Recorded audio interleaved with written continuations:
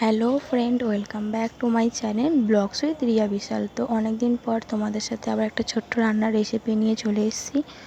আমার মায়ের কাছে আমি ষষ্ঠীর উপলক্ষে এসেছিলাম, তো মা সেই কারণে আমাদের বিকেলে স্ন্যাক্সে চিকেন পকোড়া বানিয়ে খাওয়াবে, কারণ আমার বরের আবদার। ঠিক আছে, তো ষষ্ঠী বলে কথা, জামাইদের তো আবদার পূরণ করতেই হবে শাশুড়ি মায়ের। তো ওই জন্য মা ঝটাপট চিকেন পকোড়া বানানোর জন্য রেডি করে নিচ্ছে। তো তোমরা দেখতেই পাচ্ছ, চলো রেসিপিটা তোমাদের সাথে শেয়ার করি।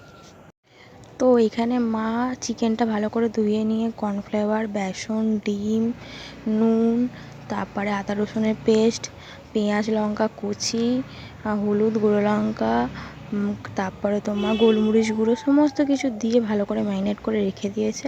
এখানে কড়াইটাও বসিয়ে দিয়েছে, তেলটা ভালো করে গরম করে একে একে ম্যারিনেট করা চিকেনগুলো তেলেতে দেবে।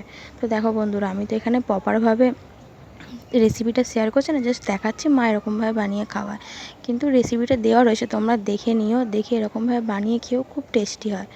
তো চলো চিকেনগুলো ভালো করে গোল্ডেন ফ্রাই করে নিক মা, তারপরে তোমাদের সাথে আসছি।